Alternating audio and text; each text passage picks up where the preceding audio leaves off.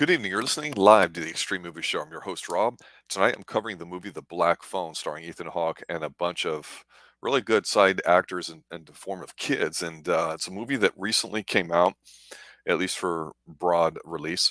It's something that actually came out limited release last year. But The Black Phone is an interesting movie. I like it. I like it a lot. I think some things here are done really well.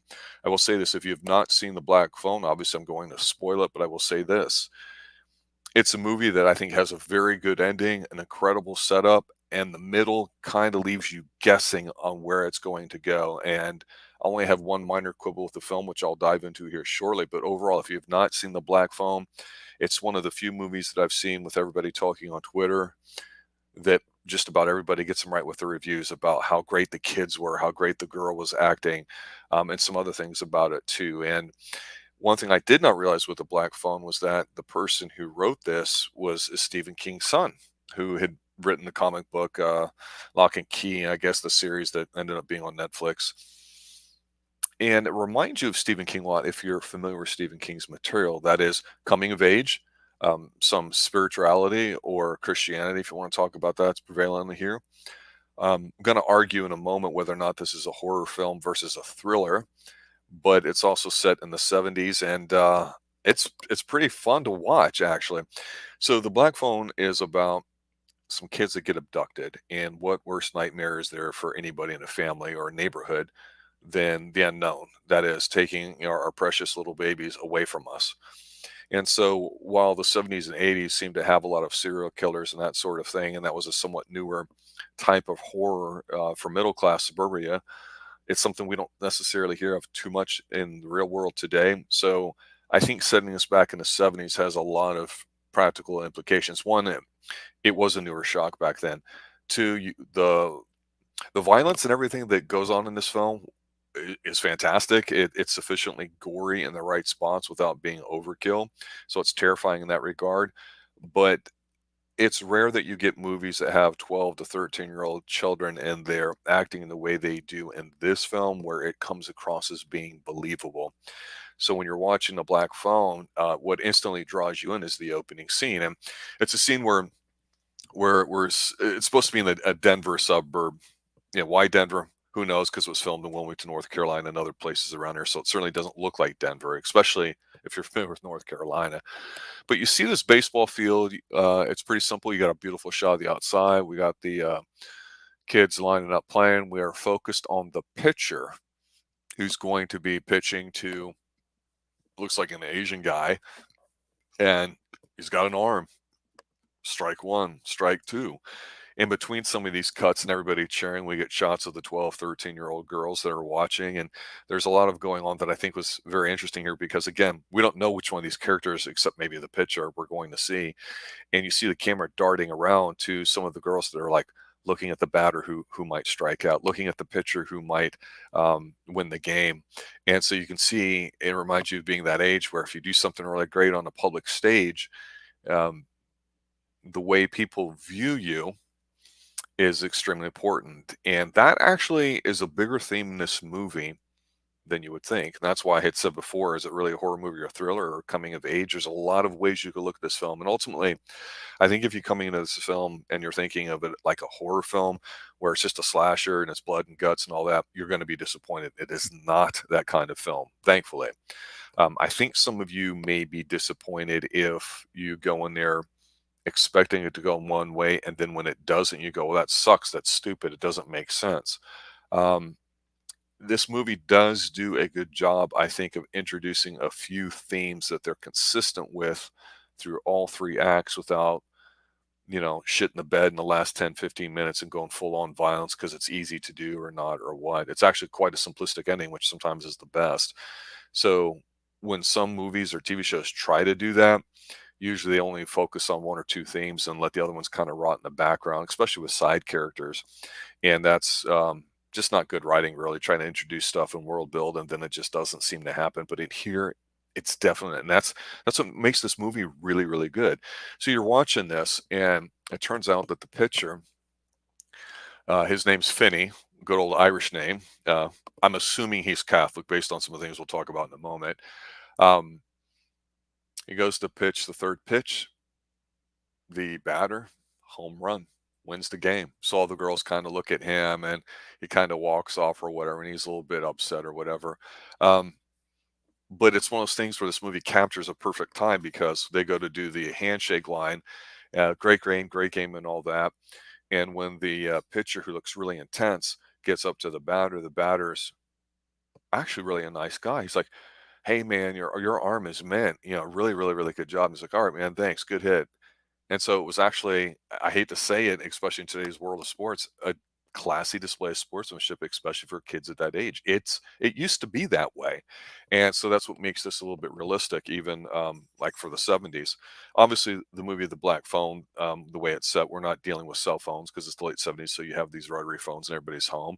Um, the supernatural element with the phone we'll get into in a little bit once we talk about his abduction, but the batter is one that we find out is going to be another character that we're going to see. So the whole thing in here with Ethan Hawke, I just want to jump to this. I didn't care for the mask. I didn't care for the way he looked with it. There's a scene or two where you see him sitting in a chair or sleeping in one where he's got a shirt off, and good on you, Ethan Hawke, to get on a TRT regimen or something like that because he definitely packed on some mass and looks like if he's not physically imposing, and you wonder what kind of reasoning there's is behind the children's abductions in here, and you don't get an answer for that. That might upset you, but actually, where this movie does this well with Ethan Hawke is he does not dominate the screen time. He's there just enough to pop in, abduct a child or two, make a couple scenes where he talks to the kid and he has a couple creepy lines and things that he says. Other than that, it's the kids' movies. So the kids in this movie make it, and it is so rare because when we think of children today, we're thinking of like say Stranger Things, which has gone steadily downhill since season one, halfway through season two, probably. But in this film, all these characters are like, yeah, they look like average, ordinary kids, especially in the late '70s, and they're doing kids things. We see the Asian batter. He's riding his bike, and he looks up and he sees a rocket that the pitcher, who's a smart kid, who we're going to talk about more of, launching something off. So you kind of see the way this is filmed, how it's all kind of connected because you see the girl saying hi to him because now, of course, he's a hero because he hit the game-winning home run and all that. And as soon as all this happens with some really great music, he gets abducted immediately in a real quick scene, and that is it. And that's awesome. And so when you get to you roll the opening credits and you see it, it's very dark, very disgusting. It's a nice hook. It's a great way to get you into it. Now, we see that the family has an alcoholic father who some may argue is abusive. It seems a bit tired and played out. And of course, there's what little mention of the mother for the household is that she's not with us anymore. However, this role will change, or your viewpoint, I think, on it will dramatically be different once this goes on. But early on, you're going, really, alcoholic father who's a shithead to his kids? Yeah, like I haven't seen that before. But you can tell with getting a coffee and reading the newspaper and the kid making a lot of sloppy sounds while eating breakfast that the brother and sister here have a really nice bond, and it's refreshing to see. We see them walk into school and they're talking, and right off the bat, we understand that the boy is very introspective. He's not a nerd, but he's a smart kid. He's sharp. He's good looking. Um, but she's emotional. She's a spitfire. If you want to argue it just based off of watchability, this movie's all about her. Now she's a main character, but she's not the main character, which is the boy. So Gwen is her name. She's wearing it. All the kids in here are wearing all these really cool '70s styled theme things. If you didn't live in the '70s or grow up or anything like that, you'd think it was kind of fake. But when you watch it, you're like, yeah, they really did a great job capturing the timeline of it. You see people walking to school in groups, and you hear somebody threatening to beat somebody up, and there's a fight. So the kids go around, and we see this fight, and we see this one dude that's got a bandana on, who's obviously a big martial arts fan, Bruce Lee fan. He gets into a fight with a bully, beats the complete shit out of him, and he's a little undersized, but it's the fight is decent, the ending part of it, but the kid almost overdoes it, Karate Kid, with the violence, beating the crap out of the guy. But as we'll see in a few moments, he's in the bathroom when some bullies are chasing our pitcher guy, and he says, "Hey, if you mess with him, you mess with me. Now scram." And it goes on to tell um, our guy that yeah, I wanted to get more blood out of him because it makes for a good story and it's really, really visible and all that too. But he's really level-headed about it. It's not like he's completely psychotic, and that's interesting. And you're like, "Hey, this guy's a cool character too," because he looked just like somebody else. We see when he's in science class, he's seeing the girls and boys come in, and you can tell he, the way he's looking, he's got a few. He likes this one girl that's in class too. They call in the daughter though. The principals do, or his sister, I should say.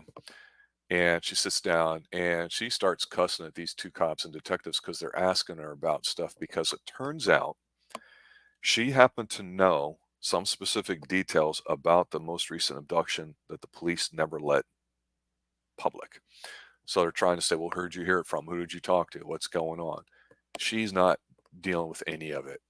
And these three punk kids later, pretty quick after this, who are told to back off, are sitting there watching them walk home, and so something's going to happen. But yeah, daddy at home's an alcoholic.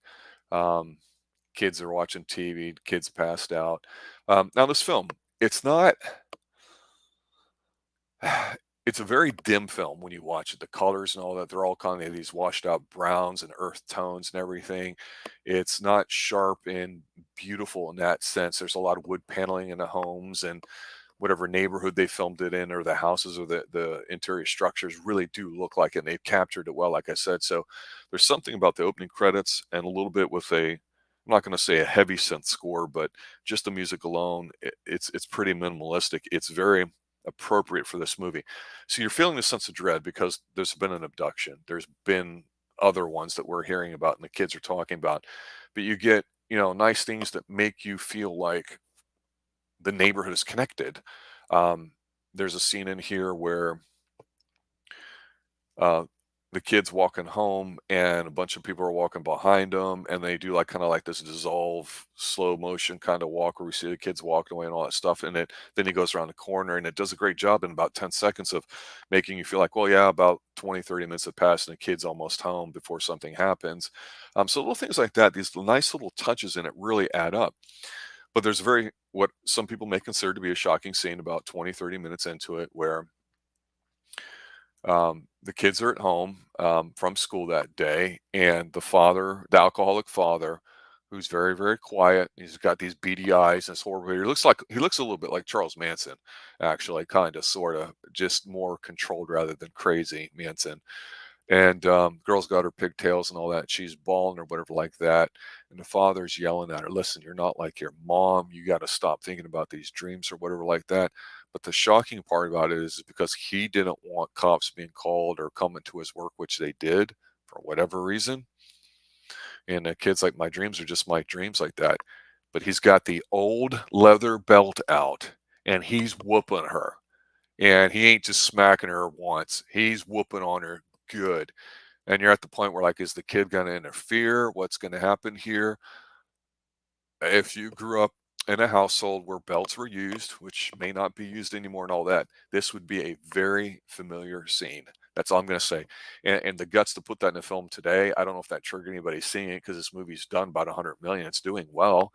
Um, Very powerful. We see just this emotional intensity in this bond because afterwards the kids sit down and they watch, looks like some sort of claymation Rankin Bass thing on television or whatever, and they're just kind of talking and it's quiet. So you're like, what the hell is going on?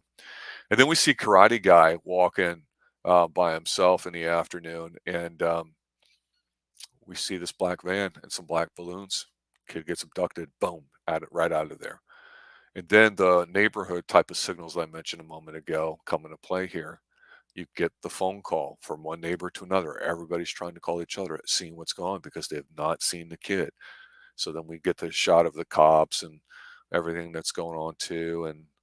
And the girl's really nice because she goes into her brother's room and she's like, yeah, I'm really sorry. I know he was your friend. And he's like, hey, can you do that dream thing? And she's like, it doesn't work that way. So at this point, we're going, what the hell's going on? Okay, we got an abductor. We don't quite know what's going on. The black balloon sounds stupid. The vans back then were either ice cream trucks or white, typically not black. So I don't know if that's got any significance.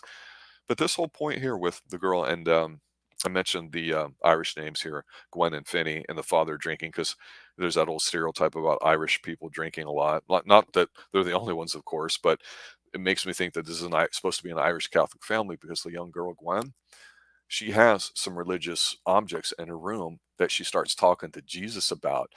And so she sits there and I mean, even this scene here where she's just talking to Jesus and all that, it seems like something a girl her age would say and a word she would use. It doesn't seem like a 50-year-old writer wrote it and is trying to get out these words that a kid's not going to use and all that. It seems very authentic and her delivery's spot on. Again, these kids are fantastic in it. But apparently she sees things in her dreams and her dreams seem to be um, right. And then we get the scene where the cops are going around trying to check on everything except Karate Guy, now that it's known he's been abducted, who made the bullies back off of Finney. Now these guys are actually waiting on Finney after school. So when Finney's walking with his sister Gwen, and then he starts to run away from the three kids, and these are punk looking kids with the wispy mustaches, the nondescript jeans, not very big. You got the one ugly ginger guy in the background, doofus or whatever. But this is probably the scene that somebody told me about that made me go, "Really? This happened on film?" It really got me intrigued about seeing it. While they're beating down on him, she goes and grabs a rock and just totally in one nice shot clocks one dude upside the head, and he stays there stunned or whatever like that. And this is we see a side of her where she uses language and she's very intensive emotionally, but it's it's just an appropriate use of violence in the right way where it's not overdone. People might say, "Oh, kids wouldn't do that at this age," or and all that. I disagree. Things like this would happen. And here's the thing: we have this escalation, so much so that we think it's over, but one of the kids just starts beating the crap out of her, and she, crawls off to the one kid that got his ass rocked with his getting beat on the side of his head with a rock, and we see him getting beat down. So the whole theme here is that he's not a wuss, but he's not standing up for himself. He's trying to be smart about picking and choosing his battles. Whereas Karate Guy's like, hey, you just got to stand up for yourself. And then when we get into the classroom here, people kind of know what's going on. And the one girl walks up to him and says, hey, do you need a partner? Because they're getting ready to dissect frogs. And she sits down and he's kind of awkward. And at that age, everything interaction when you like somebody and you don't know what to do or what to say and all that, it's nice. And this girl's cute. She's not like she doesn't look like she's 18 and a stunner. She looks cute for that age and they look like a cute couple. It looks authentic. So she's like, yeah, I know what happened. Those guys are jerks or whatever. And he kind of smiles and you're like, okay, what's going to happen here? Is she going to be abducted? But again, we see more brother daughter bonding here, walking home because she's giving him the business, making kissy sounds and talking about stuff, and it's cute, it's nice, and so this made me at this point go, I don't know where movie's going. We've got abductions, we've got nice bonding going on here. We see him walking home. The scene I mentioned, transition wise, where people dissolve away in the background and him. Well, guess what happens now? About almost a third of the way into the movie. This is when we see Ethan Hawke in the black van, and he's a magician, and of course the camera doesn't show his face, but we see him abducting him, and the kid has this like rocket ship pen that has a light on it that he manages to scratch Ethan Hawke with, but it happens super quick and he's abducted. Next thing we know, he's in a soundproofed basement in a house. So now things are starting to get interesting because the character, one of them that we get to know really well, has now been abducted, not just a side character. And I said earlier, I'm not crazy about these masks in a way. I think it's almost kind of silly. I couldn't tell what Ethan was trying to do because Ethan doesn't have what you'd call a rich baritone voice, so he's not naturally projecting a lot of intensity into it.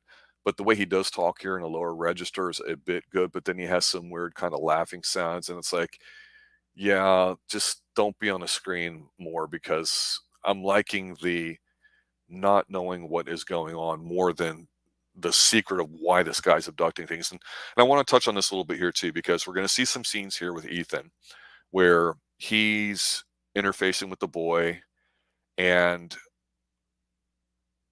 He's obviously off his rocker, but with this supernatural element or perhaps religious one with a girl in her dreams, is there going to be something here with him?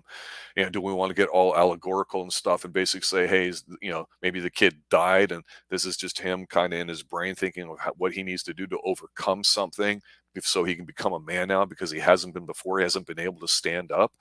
So all these things are racing through your head. And actually, this third of the film to me almost gets a little flat because I'm going, I don't want to know why there's people being abducted. I don't want there to be some deep meaning behind all that. I want to see how the kid deals with the situation he's in and how the neighborhood's responding. That's the real life part to it that makes this film very entertaining. So I'm not saying Ethan's doing a bad job, but again, a lot of times less is more when it comes to these things. And I'm from the Ingve Malmsteen school of no, that's impossible. More is more. If you're going to go there, do it. But here, you don't need to see Ethan a lot, and that's a good thing. Um, but what happens is this kid's locked in his room. He, of course, tries the door, and there's nothing in there except like a toilet and some rugs and maybe a little tiny window that's out. But now, what's the name of the movie? The Black Phone. We see it hanging around the wall. Doesn't work. It's one of those old rotary phones. Why it's there and why it's kept in there in this movie makes absolutely no sense. But that's one of the few things I go, oh, okay, I don't get it, but if you let that go, it's okay. There's just a mattress he's sleeping on, and that's it. Obviously, Gwen is concerned, so she knows that he's the next one. And we see the cops out in the evening. We see the father being upset, quiet. Um, and then we see what the film's all about. We see the phone starting to ring, a phone that's not connected, a phone that's not supposed to work. And so there's a few scenes in here with the phone that's pretty interesting because it's the people that have already been abducted calling him and talking to him and giving him clues. And they seem like these clues are happening in real time. So, for example, Ethan Hawke's character, the abductor, comes down, and I appreciate not seeing Ethan's face here, although that might have been better, but we know him as Ethan Hawke. Maybe that's one reason why they had a mascot. I can go with that. Um, the abductor's playing these mind games with the kid that we find out, like we call it the naughty game, where he closes the impenetrable door, but he leaves it unlocked because if a kid escapes, that gives him an excuse to kill him. That sort of thing. It's kind of lame, really, but it makes sense for what's going on because we know that he's going to keep coming back and trying different things. So the real story picks up while the kid's trying to do everything to get out. He's trying to get out the window. It's just not working. And then this movie really, really slows down, and it's good because it's going to end up in a big payoff. All these people that he's abducted before are calling him and talking to him and giving advice. And we get some flashbacks to the children that have already been abducted up to this point. We get to see their situation on what happened to them and how they get abducted. And that's pretty powerful. And we see these in the forms of Gwen's dreams. So this is obviously escalating or whatever. One of them gives him a clue about what he tried to do before things were over. We see Gwen ride around her bicycle with the banana handlebars and all that stuff too, looking at helms or whatever because she's getting visions. We see him doing the old was it Jean Valjean thing where he's in prison and he's taking he's digging a little hole underneath a little spot in the floor that the abductors doesn't know about, and he's trying to flush the water down the toilet, covering it up with a mat. And again, what's smart about this movie is all these things are noticeable but not extremely obvious, where we will see these things later. We get the shot at school where they're going over stuff, letting people know what's going on. So we get a shot of the lab partner girl who looks really sad about what's going on too. Um, and again, spiritual wise, I didn't know how to take this, but now you start seeing the kids that are giving these messages when the phone rings. We see them in the background. And if you're familiar with An American Werewolf in London, there's a couple scenes like that. This is what this reminds me of. So it's kind of interesting because each of the kids that have been abducted are basically giving him their own way that they thought they needed to kind of get out, or things that they had tried to do it.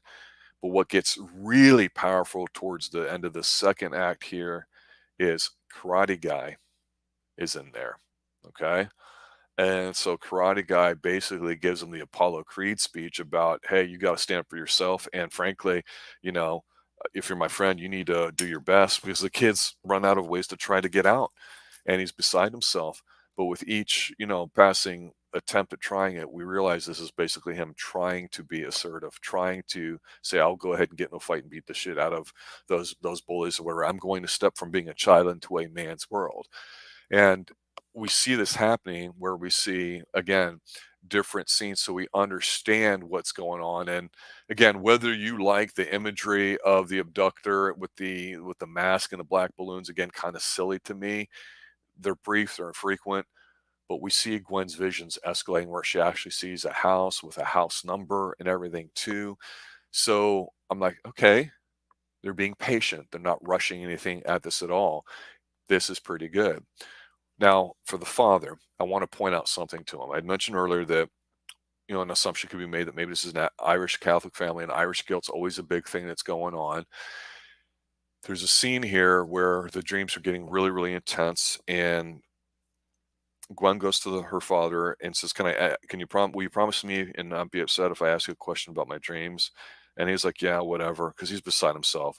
So even though the father's probably a functional alcoholic, but he's ignoring the kids, and the wife's no longer in the picture, the mommy, and we don't know why. He tells her in the scene, "Hey, your mom had dreams. They weren't real. They drove her to take her own life, basically." He goes, "I don't want that to happen to you. I love you, and that's why I'm concerned, and I don't want that to happen."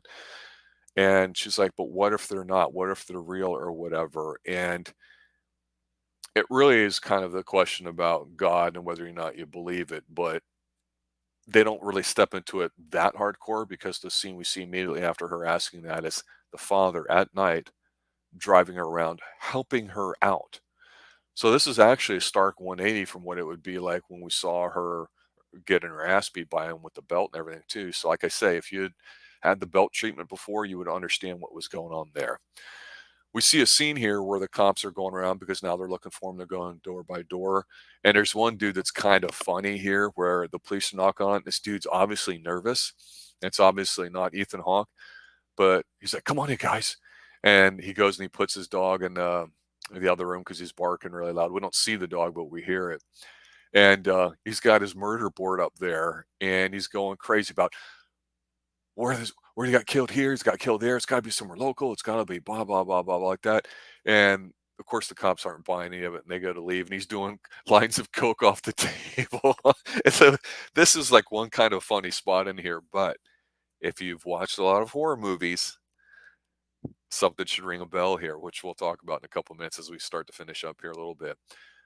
Cops aren't buying or whatever, the cocaine's on full view or whatever like that, and the cops are like, "Hey man, you might want to clean things up in case we come back or whatever," because they saw the coke. And the guy's like, "Damn it." So the guy's like, "Yeah, I'm crashing here at my brother's home, and all that for it too and all that, so that's fine." And he's upset because he's just wanting to figure out what the hell's going on. So back in the day, you would have parents call and talk to each other, especially in your neighborhood. Everybody knew each other's business, and that was a way to keep safe because your kids were outside all the time. So everybody kind of looked out for each other, and it feels a little different these days. So in his own way, this neighbor here, this coke neighbor, is kind of doing it his own way, and he's fired up on the cocaine. He's over there, and he's got the pictures and all that. So it's kind of silly. We start to see where, like I say, the kid, when we cut back to where he's being trapped, things are going to happen. And this game of being naughty and all that stuff that the people tell him about is one thing. He gets a clue here about, well, if you sneak up the stairs, he's sleeping right now. I just remember that there's a lock, and the combination was something I wouldn't forget, but I don't know what the numbers were, or the combination. I just know the numbers. So obviously you have the sense that these are ghosts, and so what memory they have is fading. And so while they're trying to help out and guide him along, they can't necessarily be a lot of use, a lot of utility. But you do see a scene that probably should feels somewhat tense where he tries to sneak out or whatever. It doesn't work. And then we get some other ghost shots, which I won't describe because they get a little bit more intense. But the last one basically is saying, you know what? He's going to end up killing you. That's exactly what happens. You've been the naughty boy, not played along with his game. So you're not going to last very long, too. So again, skipping through all that, we're getting to the final act here. The kid actually makes it out of the house with the lock. And so the abductor chases him down, and we see again another neighborhood thing where the abductor's got the kid, he tackles him, he's got a knife at his throat and threatens to kill him. And the only bad line of dialogue is, I'll strangle you with your own intestines or something like that. That's kind of stupid. Gut you like a fish or whatever is better. But we see another telltale sign of the 70s and what would be the 80s, probably the last time that happens in neighborhoods. Lights go on, porch lights in the front. We see several of them. It's a nice, tense scene. That's it. Then after a moment or two, they go out and he decks the kid to knock him out and takes him back. Like shit, the kid did get out. So anyway, again, this is a story where I say you can look at it in a lot of different ways. And I've said that Gwen's performance, the actress, the little girl that's playing her, is fantastic. This is like orphan level of awesomeness. She had already tried praying to God. We see her a couple times for signs and messages in her dreams or whatever like that. So now she's pissed. She gets up there and she cuts a heated promo on Jesus, basically cussing him out and saying he's no good unless you're not real. I mean, it's very like whatever. And you're like, huh, that's kind of ballsy to kind of do that. Again, is it a religious film?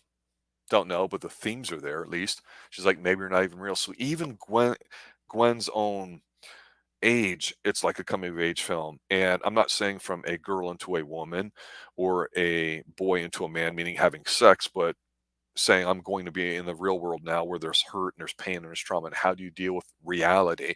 And reality it is, hey, maybe God, you're not real to it. So not only is the boy Finney dealing with it, his sister Gwen is dealing with it too. So like I say, this film's pretty good about all that. But we get the big speech here with his buddy talking about what's going on. And the one guy that had got abducted first that we didn't see, we see his backstory on how it happened. And we see a very intense passage of Gwen kind of almost inserting herself in this and putting things together. So when she gets this vision of this house, she goes around and there's a scene, and for you hardcore film nerds, she's in a bathtub, and her dad's like, "You okay?" Outside the door, and she's like, "Yeah." There's this idea about water and coming out of it being like a sign of coming back to life or whatever. She's actually riding her bike around in the rain and looking around the neighborhoods, basically saying, "I'm sorry, God, maybe you're real, maybe you're not, whatever." But she's looking for this house, and she's in the rain. She finds the house with the house number. She goes back home, calls the cops, goes back to the house. Now it's not raining, so you see how we've gone from bad weather to good. So things are escalating in terms of nature. We've seen this big, huge Carl Weathers type Rocky speech that Ghost is giving him on the phone. Basically trains him on how to use his phone as a weapon to beat the guy because the guy's going to come down and kill him now because you've been a naughty boy and haven't been good. So here's how it's going to end. But we see what we would call later on, if you're a fan of the '80s show, the A Team scene, the I'm going to put everything together scene. For lack of a better term, it's minus music. It's a montage of him setting traps, booby traps, with the phone, with the wire that he had gotten, with the hole that he was digging, with the carpet that's covering up. We're going to see a fight. This kid's basically saying, you know what, I'm going to die. I'm going to become a man now. I'm going to go out swinging. So you're like, fuck yeah, I'm down for this. We see the girl now too, basically getting the vision of as she's looking for the house of all the people that have been abducted, and then she kind of freaks, falls off her bike, and then the people disappear. But that's their way of helping her know she's found the right place because we see the exact same house. So this is starting to be some good shit. Things are picking up too. Her visions are confirmed. It's all building heavy towards it. But then we see Coke guy realizing, you know what? I am right. This house here that I'm in, my brother lives, in the other room and he keeps the door locked. Maybe he's hiding something. And we don't see him saying it. We just see him walking around looking trying to figure out what's going on. So everything's picking up. He finds the kid in the cellar, goes to open the door, and let's just say he's no longer with us. The cops show up at the house. Everything's going on pretty good. So everything's happening here in the last couple of minutes. It's really, really picking up pace. So faster pace than anything so far here in the movie, too. We see Ethan, the abductor, getting ready to go kill the kid. We see the cops going through the home, and the cops we see find a bunch of shallow graves. We see the boy fighting Ethan Hawke, who fell into the trap and broke his ankle, and but the kid can't escape with it. And Ethan said, "I want this to be long and painful," and brings down the barking dog we did not see, which is, I don't know if he's a pit riding mix something, but this is the scariest friggin' dog I think I've ever seen outside of Cujo. And Cujo's kind of cute; he's just big, but this dog is terrifying. He's on the chain, so the kid can't leave. But the kid with the black phone manages to defeat him in a very brutal fight, bashing the shit out of him. Also chokes the shit out of him too. And I gotta give Ethan credit. He sells it. He puts the kid over in this, and this is what you should do. We don't need this movie to be about abduction. It's about the kid becoming a man here. While he's choking him out with the phone that doesn't work, the phone's ringing, and the kid's like, "It's for you." And so all the ghosts are able to give this guy a message, like a big fuck off to you about it. It's really friggin' awesome too. If you don't have an erection, if you're a guy, or you're getting a little hot watching this, if you're not pumped up at this point, don't know what to tell you. I was surprised that I had this kind of reaction because it works. All these things that you aren't really adding up to you in the moment all add up here at the end, because the kid who had tried digging a hole through the house, or through the house there in the bottom. He ended up getting kind of stuck in the freezer. There's some meat in there that they're feeding a dog. He takes one, and being a smart guy that he is, tosses one to this very intimidating 100-pound plus dog who starts eating it, walks up the stairs out while the cops come in, because it turns out there was two homes. One home is where he would keep the live kids, and the other one was where he would bury them, which is a nice little switch. So we see here very touching ending where the cops come in and they don't dominate. It's not about the cops, and it's not about their discovery. Um, we see Gwen sitting out there, and of course it's now morning. The sun's out. We see the black van in the carport, which means you can see it from the street. It's not a garage. And she sees her brother across the street, and they run to each other and they have a hug, and they sit down, and the father comes in and he's like, "Forgive me." He gets on his hands and knees in front of his children after giving them both hugs. He's like, "Forgive me. I love you. Forgive me. Forgive me." So you could talk about this being penance in a way. I'm sorry that I beat you. I'm sorry that was so hard on you. I'm sorry that, I didn't want harm to come to you because of the way your mother was. You could call this pure Catholic guilt or religious guilt if you want to go there. If not, you just go, "Hey, maybe he's just a thankful father." And when do you see a single father in the movie? You don't. So again, very, very different. And really, there's only about a minute or two left in the film, because they just do the community thing. You think it's going to end, but then you see the kid who walks with a little bit more confidence at school. You see people looking at him, and all these kids look the age. Um, they're not high fiving or like that, but you hear a little bit of talk in the background. That's a great shot. What would you do? You'd go back to school, and I think there's a little whisper of, "Oh, he's the one that killed the abductor." Um, He just does what I guess anybody would do, which is go back to normal. He goes right into a science class, which is what he likes, sits right down next to his partner, and he's got confidence now. And she's looking at him with a sense of being, proud of her man, even though they're kind of new. And she's like, "Hi, Finney," and he's like, "Call me Finn." Cut some good music. That's it. Happy ending for everybody involved. So I got to sit there and say I was very, very surprised by this movie. I didn't really know too much what to expect, but I like Ethan Hawke. I know Blumhouse has cornered the market on these movies that don't cost a lot and have various degrees of quality to them when it comes to horror or whatever you want to call it. But very pleasantly surprised by The Black Phone. Thought it was done very well. Very Stephen King like. The kids on the movie, especially her, the kid's no slouch either, but it's a kids film. It's a kids film about what it's like to be grow up in a cruel world, which isn't walking home every day and everything's fine and everything's hunky dory. It's about parents that either not on screen or having a very tough situation themselves.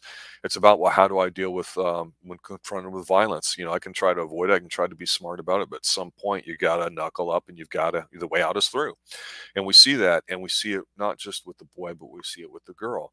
But they're also roughly the same age here. So to see brother and sister get a chance to have some bonding time is also very rare in movies. Yeah, if I'm wrong, please correct me in the comments for all you extreme movie show buffs, especially so those of you that were interested in our comments on it. And I said it was on the short list. I just got done watching it a few hours ago, and I wanted to give it some time to kind of gel a little bit before coming on. But as a special broadcaster, I want to sit there and say Black Phone is it's a it's a very good movie. It's excellent in several scenes to it. It's got a lot of things that I personally love that they did, and all the stuff about that people might have initially been cued into as far as abduction and slasher or this or that and all that stuff. Thankfully, that's not what this movie is about because it's so much stronger without all that stuff. And that's not a knock on Ethan Hawke, like I've said 3 times now. He does wonderful for what he is. Be seen, be quick, get the job done, get off the screen, put the kid over, did a phenomenal job. And it wasn't easy. And it's not supposed to be. And you're not supposed to get it right on your first time. You're supposed to struggle and all that before it gets a little bit easier. And in a way, you could say this is very uplifting and positive kind of movie. I rather enjoyed it a lot, surprisingly so, too. Definitely my kind of film. Again, check it out if you haven't seen it. You got any comments about it? Check it out below. You could almost say it's a thriller or coming of age rather than horror. I really do believe that because I would just ask you, despite the tone of the film and some of the graininess to it, and maybe it was shot in the fall because there's a lot of brown outside, is it really horrific? I don't think so. The hint of horror of how the world is, and of course, kids being abducted is terrifying, but that just masks to me what the movie is really about, or at least what I think it's done well, and is the reason why you should see it. But again, a lot of reasons to watch it. Check it out, guys, gals, everybody involved here at the Extreme Movie Show. I'm glad that you guys recommended it, made me say, you know what, let me bump it up the list and check it out. Black Phone, great film. Check it out. As your host, Rob, thanks for giving me an opportunity to sit here solo and talk about a movie that you guys had some interest in seeing. I'll be looking forward to the feedback on it. Take care. As always, thanks for watching. Thanks for listening. And always stay extreme. Good night.